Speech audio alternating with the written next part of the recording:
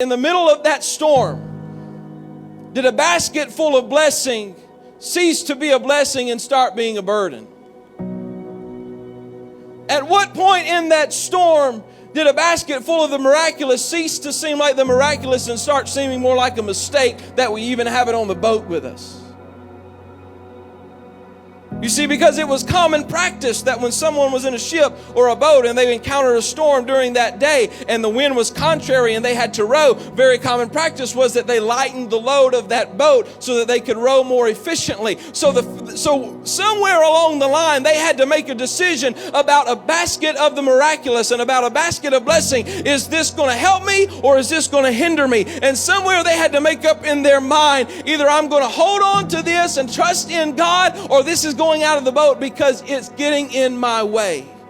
And I've come to preach to someone this morning here for just a few moments that you know exactly what it is for God to touch you in a desert place, and it seems like everything is about to get better, and it seems like my family is finally making a U-turn, and it seems like I'm finally going to be able to get my head out of the junk that I've been in, and it seems like I'm going to be able to feast on the leftovers of what God just did in my life, only to find yourself fighting for your very life just days or weeks or months later, disillusioned and confused and wondering, God, why do you have me here? God, why is my family here? God, I don't comprehend why you have me. And only to look back on a word from the Lord and begin to say, God, it's looking like the word you gave me was a mistake. God, it's looking like the promise you gave me will never come to pass. And where I once held this word from God in my arms and I was proud of it, now I'm looking at it and it's causing me more worry than anything else.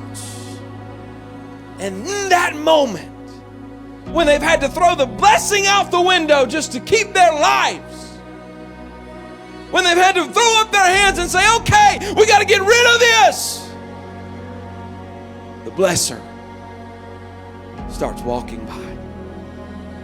And he's listening. Matter of fact, one of the Gospels, it says he would have walked by them. I'm telling you in the Holy Ghost, some of you have been kept from what God is wanting you to get, and some of you have been kept from places God is wanting you to go because you've been waiting. God, I don't have enough faith to respond yet. God, I'm still trying to get my faith where it needs to be. God, I'm still trying to get my prayer life where it needs to be. God, I'm still working on a few things, so I'm just not quite ready to cry out to you yet, God. But I'm telling you in the Holy Ghost, saint of God, if you will just cry out to Him, I don't care if it's a cry of desperation. I don't care if it is a cry of fear. If you will cry out to Him, there's one thing about our God: no matter how you cry out, He will respond to your cry. I don't care if it's a cry of doubt. I don't care if it's a cry of fear. I don't care what it is. If you will call Him, He will meet you there. He will come to you. He will reach for you. He's wanting them to catch the fact that you came here looking for blessing. You came here because of how you felt in an altar. You came here because you prayed in an altar. I met you in an altar. You left there and I blessed you. And so you came back for the blessing. But I've got to remind you that it's not about the blessing. I need you coming to this altar when I don't give you blessing. I need you faithful to the house of God when I don't bless your finances. I need you faithful to the house of God when you've got a limp here because I haven't healed your body. I need you faithful to the house of God whenever you've got babies out there that are lost and you don't know what's going to happen to them. It's not about the blessing. It's about having access to the blesser. It's not about saying, God, where's the food? I'm here for the party. I'm here for the buffet. God said, no. You don't understand. It's not about the buffet. It's about the one who supplies it. It's about the one who gives it.